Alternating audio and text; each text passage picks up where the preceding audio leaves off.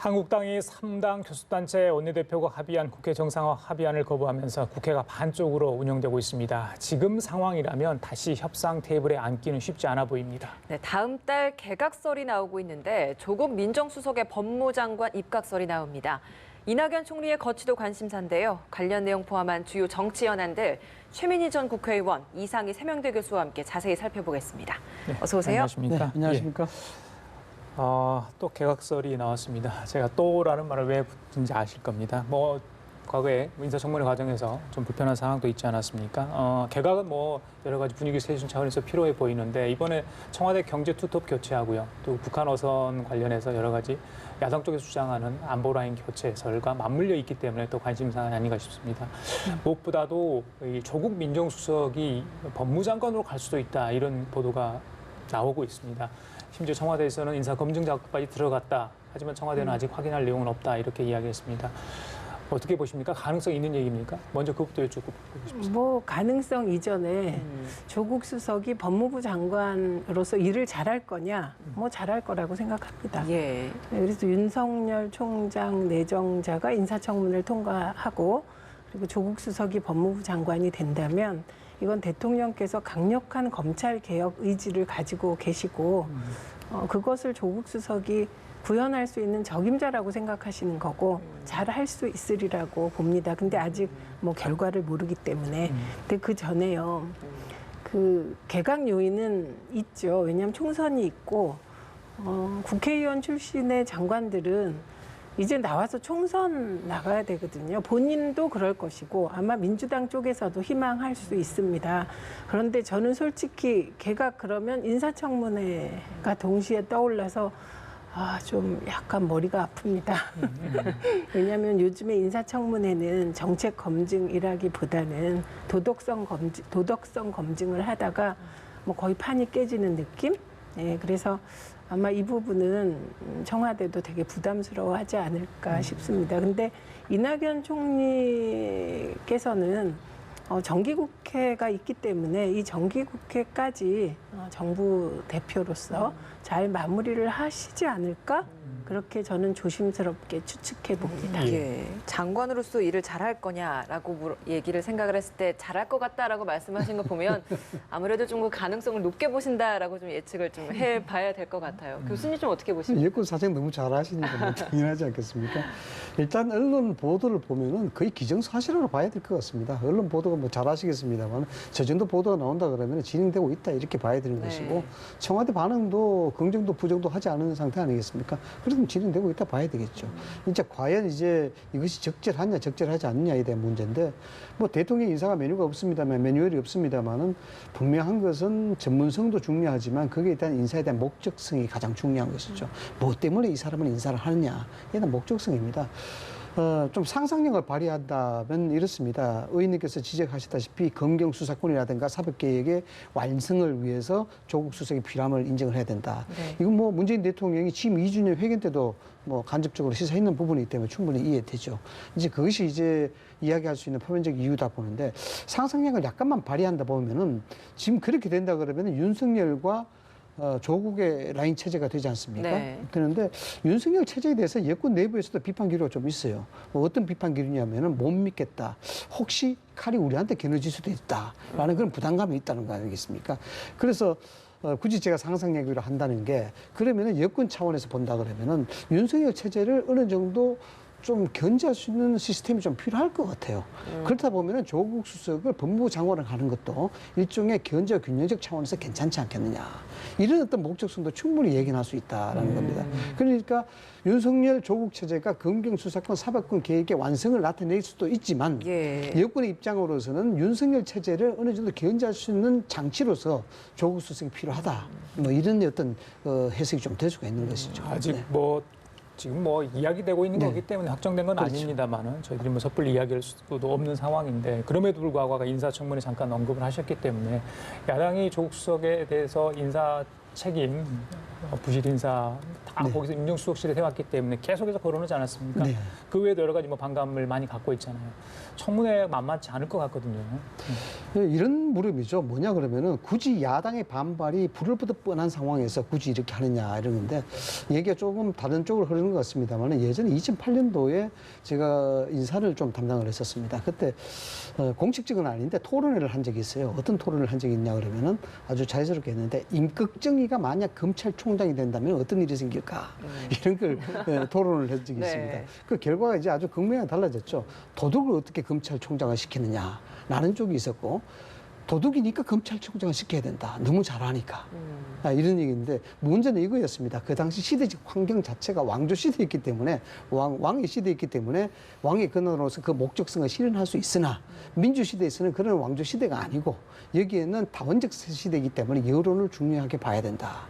그렇기 때문에 전문성과 목적성이 아무리 뛰어나다 하더라도 여기에 여론에 배치되고 더군다나 정당의 반대가 여론이 심하다 그러면은 이 인사는 재고해 봐야 되지 않느냐 이런 부분이 있습니다. 예. 그런 측면에서 연계해서 세석을 한다 그러면은 조국 수석의 전문성과 목적성이 분명하다 하지만 굳이 정쟁에 대한 부분들을 유발시켰으면까지 야당을 무시하면서까지 그 여론을 물리치면서까지 그렇게 할 필요가 있겠느냐라는 반발이 있을 수 있죠. 야당에선 사실 청와대 수석을 하던 인물을 또 장관으로 임명한다라고 하면 자연히 회전문 인사다라는 비판이 나올 수 있을 것 같고 이 부분 역시도 청와대 입장에서는 좀 부담이 아닐까라는 생각도 들거든요.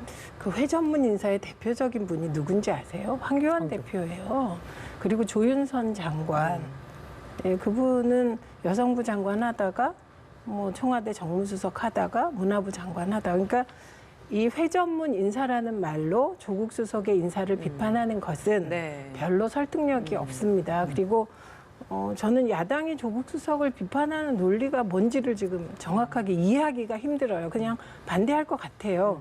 그런데 작년 12월, 지난해 12월에 국회 운영이 다 생각나시지 않습니까? 그냥 당시에는 자유한국당이 기승전 조국 그래서 결국 운영위까지 불려 나오고 거기에 이제 몇 가지 법안까지 걸고 있어서 나갔는데 그냥 조국 수석의 인지도만 높여주고 그 운영위원회에서 자유한국당이 기여한 것은 조국 수석을 대권 후보처럼 만든 것밖에 없거든요. 그러니까 저는 한편으로는 인사청문회가 이렇게 뭐 도덕성 검증을 한다지만 사실은 자료로 검증하지 못하고 말의 성찬으로 끝나고 이것은 특히 야당 국회의원들께서 조금 더 스스로를 성찰해봐야 하지 않을까 그런 생각이 예, 아까 네, 일리 있는 말씀하시죠. 말씀이 있습니다만은 이게 이제 여러 각도로 해석을 할 수가 있습니다. 현실화될 경우인데 앞서 말씀을 드렸습니다만 야권의 반발이 불을 보듯 뻔한 상황이다라는 네. 건데 그럼 왜 그렇게 할 수 있을까에 대한 부분이죠. 뭐 드러나는 오늘 아침에 언론에도 이야기가 나왔습니다만은 조국 수석이 결국 대권 반열에 갈 수 있는 유일한 장치가 또 법무부 장관을 가는 것이 좋지 않겠느냐. PK 민심이 나쁜 상황에서 법무부 장관으로 PK 출신 인사를 하게 되면 그만큼 또 가치가 있다. 이런 얘기를 하고 있습니다. 근데 이건 뭐 사실 진짜 드러나는 이유인데 드러나는 이유 말고 또 다른 이유를 찾을 수 있다 그러면 어쩌면 이게 자승자박이 될 수도 있다라는 여론이죠. 이게 뭐냐 그러면은 여권 내부에서도 오늘 아침 그 보도를 보고 걱정하는 쪽이 많았습니다. 뭐냐 그러면은 만약에 조국 수석이 진짜 법무부 장관으로 간다 그러면은 블랙홀이 될 것이다라는 겁니다. 왜냐하면 국회 정상화에 대한 얘기를 하고 국정을 순조롭게 하자라고 이야기하는데 계속해서 야권을 자극할 수 있는 그런 조치들만 계속 나오고 있다는 것이죠. 조국 수석도 우리 최 의원께서는 왜 반대하는지 모르겠다고 하지만은 지금까지 보여왔던 여러 가지 민정의 라인에 대한 문제, 인사에 대한 문제, 여기에 대한 책임 소재 문제 이런 부분들을 정부 출범 초기부터 시작해서 한국당이 지속적으로 지적해왔던 사안들이거든요. 그러나 그럼에도 불구하고 법무부 장관으로 간다. 이건 야당을 무시한다라는 얘기에 휩싸일 수밖에 없습니다. 그러면 국정 정상화가 여기에 또 빌미를 주게 되는 것이죠. 그렇게 되면 이것이 블랙홀에 빠진다라는 겁니다. 예, 하나만 더 짚고 다른 얘기 좀 할게요. 아까 우리 최 의원께서는 이낙연 국무총리 얘기를 잠깐 하셨는데 말씀 안 하셔가지고 네. 9월 정기국회 이후 전후 이야기를 하셨어요. 예. 어떻게 저도 예상을 최 의원의 하십니까? 의견에 동감합니다. 왜냐 그러면 조국 수석과 이낙연 동시교체가 정말 부담이 될 겁니다. 뭐냐 그러면은 저는 좀 다른 이유가 딱 한 가지 있는데요. 네. 이낙연 총리를 교체하게 되면은 홍남기 부총리까지도 위험합니다. 위험하다는 표현이 좀 그렇습니다. 왜냐 그러면은 이낙연 총리가 추천을 했습니다. 그렇죠. 추천했는데 임명제청. 경제 라인이 다 바뀌어졌는데 여기에 되면은 홍남기 부총리가 같이 사퇴할 가능성이 있다라는 부분에 그러면 경제 정책에 대해서 전체적인 다른 해석이 또 나올 수도 있고 이런 부분이 있고요. 그 다음에 또 하나는 이낙연 총리에 대해서 일종의 드라마적인 소재, 임팩트를 좀 더 만들 필요가 있다는 생각입니다. 지금 여기에서 교체하는 것보다는 정기국회를 마지막으로 해서 온전하게 국정에 대해서 온매무시를 다듬듯이 만들어주고 난 다음에 여기에 대해서 이낙연 총리의 능력이라든가 전문성에 대해서 다시 한번 여론을 부각시킬 수 있는 장치가 만들어질 수 있거든요. 그렇게 됐을 때 소위 말하자면 대권 주자로서 갈 수 있는 원활한 어떤 이미지 작업이 좀 될 수 있다는 것이죠. 예, 정기국회가 끝나고 나서 이낙연 총리의 개각은 좀 움직여질 것 같다라고 두 분 다 같이 예상을 해주셨습니다. 이번에는 좀 답답한 국회 이야기 해봐야 될 것 같습니다. 이인영 원내대표, 오신환 원내대표 모두 더 이상 재협상은 없다라는 입장인 것 같아요. 근데 나경원 원내대표는 협상이 무효화됐으니까 재협상해야 한다라고 이야기를 하고 있거든요. 가능하리라고 보십니까? 이게 안타까운 것은 나경원 대표가 보수 야당의 최초 여성 원내대표입니다. 근데 사실은 의원들이 비토한 거예요. 그러니까 저희도 여성 원내대표가 있었습니다. 그런데 그때 세월호 참사 때 세월호 특별법과 관련하여 진상규명이 먼저냐 아니면 보상이 먼저냐 하는 잘못된 프레임 속에서 원내대표가 물러나는 시발이 되었습니다. 네. 그래서 이 여성 원내대표들이 이 남성 중심의 국회에서 버티기가 참 힘들다는 좀 엉뚱한 이게 위로 비슷한 그런 말씀을 드리고 싶습니다. 근데 저는 늘 나경원 대표의 행동을 보면 어떤 일이 벌어진 이후의 태도가 문제가 있지 않나 싶습니다. 그러니까 3당 원내대표가 공식적으로 협상을 하고 사인을 했어요. 이게 처음이 아니죠. 지난해 11월에는 패스트트랙을 우선 추진하기로 합의해놓고 그 합의 어겼습니다. 그러고는 그냥 다른 당을 공격했어요. 그리고 이번에도 원내대표가 협상을 했는데 그게 자당 의총에서 거부되고 나면 우선은 미안해야 되잖아요. 그러니까 사람이 사람인 것은 부끄러움을 아는 거라고 생각을 합니다. 근데 그런 건 하나도 없이 또 공격을 여당에 돌리는 저 태도가 오히려 만약에 이인영 원내대표가 그런 태도를 봤을 때 재협상하고 싶겠습니까? 그러니까 저는 사람이 실수를 할 수 있고 작은 실수, 큰 실수를 하고 사는 게 사람이고 정치인도 똑같다고 생각합니다. 근데 그걸 처리하는 과정에서 좀 더 진솔해질 필요가 있다고 봐요. 그 교수님, 네. 아침에 이인영 원내대표는 재협상 요구는 자가당착이고요. 24일 날 여야 3당 원내대표 합의한 대로 의사 일정을 계속 추진해 나가겠다 얘기를 했습니다. 오신환 원내대표는 3당 원내대표 온포인트로 만나서 회동을 하자. 그러니까 오신환 원내대표 계속 중재자 역할을 지금 하고 있는 상황인데 한국당이 이번에 등원할 수 있는 아주 좋은 기회를 실기를 했다. 이렇게 보시는지 아니면 그게 아니라 뭔가 더 얻고 싶은 게 있었기 때문에 네. 또다시 이게 비토를 한 건지 어떻게 보십니까? 표현이 어떨지 모르겠습니다만 산의 진미가 가득한데 굳이 김치만 먹는 꼴이죠.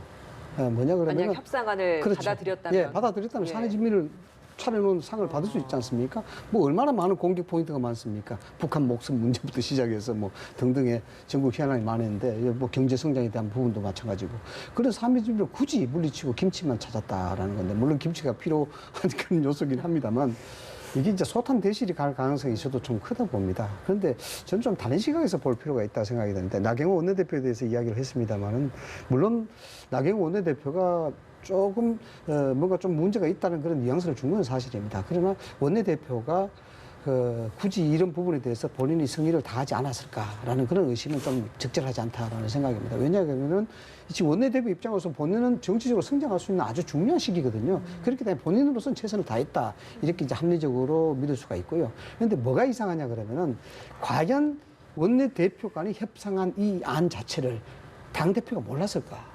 라는 부분입니다. 예. 틀림없이 이 구조상 상식적으로 또 일반적으로 보더라도 이러이러한 합의 문구를 가지고 합의를 하겠습니다. 이것은 원내대표의 독단적인 입장은 아닐 거라는 겁니다. 사전에 저는 합리적으로 봤을 때 추측컨대 당대표한테 사전에 이야기를 하지 않았을까라는 그런 생각을 하는 거죠. 네. 그렇다 그러면은 의총에서 황교안 대표가 침묵하는 것이 아니고 여기에 대해서 이야기를 해줘야 되는 겁니다. 그렇다 그러면은. 그렇지 않습니까? 원내대표가 가진 노력 끝에 어쨌든 합의안을 가지고 왔는데 여기에 대해서 문제가 있다. 당연히 의원들의 개인적인 입장에서 문제가 있을 수가 있죠. 그건 뭐 나중에 이야기하더라도. 만약에 그렇다 그러면 당대표가 황교안 대표 알고 있었다 그러면은 발언들을 자꾸 마이크를 잡았어야죠. 나경원 대표는 논의를 했다고 그랬어요. 황 그렇죠. 대표하고. 예, 당대표가 여기에 대해서 이 부분은 이러이러한 것이니까 여기에 대해서 어떤 식으로 결정을 해줘야 된다. 그리고 나경원 원내대표의 문제가 아니고 이것은 결정은 내가 했다라는 이야기를 해줘야 되는 것이죠. 이런 것들이 한국당에 가지고 있는 구조적 모순이라는 겁니다. 그러면 황 대표는 왜 거기에서 그런 발언을 해주지 않았을까요? 그러니까 그 역할론이 문제가 된다는 것이죠. 저는 뭐 황교안 대표가 사적인 감정이 있어서 말씀드리는 건 아닙니다만 공당이라는 것이 그런 것 아니겠습니까? 책임과 권한도 확실하게 있어줘야 되는 것이고 어떤 위기가 있으면은 뭐 일심동체된 그런 분위기를 좀 타고 돌파하는 그런 분위기가 있어야 되는데 이건 이렇지가 않다는 것이죠. 의원들이 지금 패스트트랙 문제와 관련해서 고소고발이 남발되는 상태이고 자칫하면 신분이 위험한 그런 상태입니다. 어느 의원은 범죄 혐의가 11가지예요.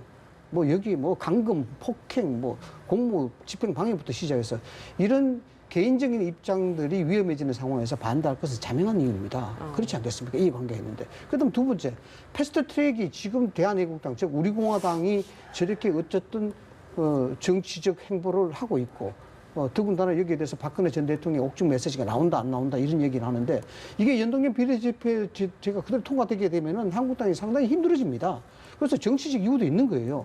그런 상황인데 그럼 당대표가 역할을 어떻게 해야 될 것이냐에 대한 부분입니다. 이 교수께서 두 가지 질문을 주셨어요. 이 황교안 대표와 나경원 원내대표의 의견차가 있었다면 정말 왜 그랬을까? 뭔가 정말 강경파 내부, 한국당 내에 알력이 뭐가 있는 건지, 그리고 한국당 의원들이 고소고발 취하를 진심으로 바라고 있기 때문에 그걸 얻지 못했기 때문에 비토를 놓은 거 아니냐, 이런 해석도 가능하다, 이런 얘기 말씀이신 것 같은데 두 가지 대해서 어떻게 보십니까? 우선 황교안 대표의 경우 제가 보기엔 당황했을 것 같습니다. 황교안 대표가 그런 장면을 맞닥뜨린 일이 별로 없는 분이세요. 이게 뭐 정치를 오래 하다 보면 이런 일도 있고 저런 일도 있는데 황교안 대표는 꽃길만 걸은 거잖아요. 정치권에 들어와서도 무슨 국회에 들어갈 수가 없잖아요. 원외기 때문에. 예. 그래서 원내의 문제를 경험하고 조절해본 경험이 없기 때문에 저는 다른 의도보다는 우선 당황했을 것 같습니다. 의원들의 반발에 당황했을 거라는 네, 거죠. 왜냐하면 황교안 대표는 평생 공직에 계신 분이에요. 그러니까 공개적으로 여야 원내대표가 합의한 안이 의원들에 의해서 거부되는 상황이 자연스럽지 않았을 것 같습니다. 그래서 이건 역시 정치 초년생의 한계지 무슨 다른 막 그 계산이 있었을 것 같지는 않습니다. 그다음에 두 번째는 황교안 대표께서 원외다 보니 사실은 원외 대표 되게 서러운 겁니다. 우리 김종인 비대위원장께서 그냥 뭐 김모 의원에게 본회의도 못 들어오는 국회의원도 아닌 분이 이러면서 모욕을 당한 일이 있거든요. 그래서 그게 뭐 심리적으로 작동했을까? 뭐 그게 투톱의 갈등 때문일까? 뭐 그럴 수도 있겠지만 저는 우선은 당황했을 거다. 이렇게 봅니다. 그다음에 패스트트랙 고소고발 문제는 예. 그랬다면 정말 국회의원 자격이 없죠. 그분들이. 지금 국회가 열려야 되는 것은 그 의원들의 패스트트랙 고소고발을 취하해주기 위해서 그걸 전제로 열리는 게 아닙니다. 국회는 열어야 하고 국회는 국민들을 위해서 봉사해야 하는데 개인적인 이해관계 때문에 그런 생각을 하셨다면 그건 국회의원 자격이 없으시고요. 예. 저는 민주노총이 불법 시위를 해서 민주노총 위원장이 또 구속됐지 않습니까? 그런데 반발을 해요. 그 이유가 뭘까? 법의 집행이 평등하지 않기 때문이에요. 형평성이 없기 때문에. 국회의원들은 패스트트랙 과정에서 몸싸움하고 심지어 공문서를 훼손해도 저렇게 국회의원으로 다니지 않습니까?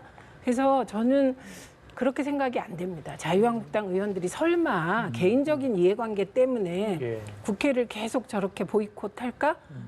그렇게 믿고 싶지가 않아요. 제가 한 말씀만 예. 자칫 이제 이게 한국당 의원들이 소탐 대실 차원을 넘어서서 개인적인 이익 관계 때문에 큰 어떤 국정을 거르칠 수 있다 이런 형태로 들릴 수 있었을 거 그런데 제가 말씀드린 건 현실적인 이유입니다. 그것이 직접 피부로 와닿았을 때 본인의 신분 자체가 위험해질 수 있다는 건 충분히 예견될 수 있는 사안인데 물론 뭐 이런 부분들이 문제가 될 수 있겠습니다만 실질적으로 그런 것들이 작용되지는 않겠죠. 그러나 한국당에서 의총에 반대한 이유가 그런 겁니다. 합의 문구 아니겠습니까? 합의안을 존중한다. 이 문구 자체가 애매하다는 것이죠. 그래서 저희들이 이 자리에서도 이야기했습니다만 합의안대로 합의를 한다라는 것과 합의를 기본으로 한다 또는 원칙으로 한다. 뭐 이런 내용들이 소위 언어의 유의가 아니고 굉장히 의미가 크기 때문에 이제 가는 것이거든요. 그래서 한국당 의원들로서는 우리가 그만큼 신분의 위협을 느낄 정도로 했다. 그만큼 투쟁했는데 결국 가져온 것은 합의한 존중이나 애매한 것이다. 그렇기 때문에 우리가 노력한 대가만큼 되지 않지 않느냐. 여기에 대해서 그 불만을 폭로한 것이고 이 부분에 대해서는 우리가 받아들일 수 없다라고 이야기했다. 이렇게 이제 이해를 하시죠. 아니 근데 지금 그 말씀이 모든 사람은 자기 행동에 책임을 집니다. 그래서 행동을 할 때 조심합니다. 그리고 어떤 불법적인 행동을 할 때 그 대가, 치러야 될 대가에 대해서 인식하지 못했다면 그건 특권의식에 쩔어 있었다는 뜻이거든요. 지금 패스트트랙이 불법도 아니고 저는 나경원 대표께서 꼭 그 언론에 얘기할 때 패스트트랙이 날치기 됐다 이렇게 얘기를 하는데 이거 모순이잖아요. 패스트트랙은 합법인데 패스트트랙 절차를 밟은 건 날치기했다라고 얘기하면서 저렇게 개념 규정을 스스로 잘못하면서 패스트트랙 과정에서 있었던 자유한국당 의원들 중심으로 벌어졌던 그런 폭력 사태, 폭력 행위에 대해서 우리는 국회의원이니까 괜찮다. 그렇기 때문에 오늘 나온 한 여론조사에서 대통령의 신뢰도는 25%가 넘고 국회 신뢰도는 좀 오르긴 했습니다. 예. 2.4%예요. 과거에 1.8이었거든요. 2010년에. 근데 이제 좀 오르긴 했습니다. 그런데 진짜 얘기를 이렇게 요즘 듣다 보면 진짜 국회는 너무 끼리끼리 모인 문화, 그 끼리끼리 내에서도 각자 끼리끼리 그러다 보니 국민적 시선을 너무 고려 안 하시는 게 아닌가 싶습니다. 예. 한국당 이야기 나온 김에 이거 하나 좀 더 여쭤보겠습니다. 황교안 대표가 요즘 아들 취업 특혜와 관련된 발언 때문에 또 논란이 되고 있지 않습니까? 예. 취업 성공담 관련된 발언인데 이걸 두고 이제 한국당 내에서도 황교안 리스크다. 정치 신인으로서 생기는 이런 말 실수가 잦아지다 보니까 뭐 당내 자체에서도 좀 불안해하는 시선들이 좀 많아지고 있는 것 같아요. 어떻게 보고 계십니까? 자꾸 이제 이런 일이 반복되고 실수가 자꾸 잦아지게 되면은 실질적으로 언론 자체가 굉장히 경직되죠. 꼭 원고에 서는 얘기밖에 못하는 겁니다. 이게 이제 사실상 관료로 돌아가는 것이거든요.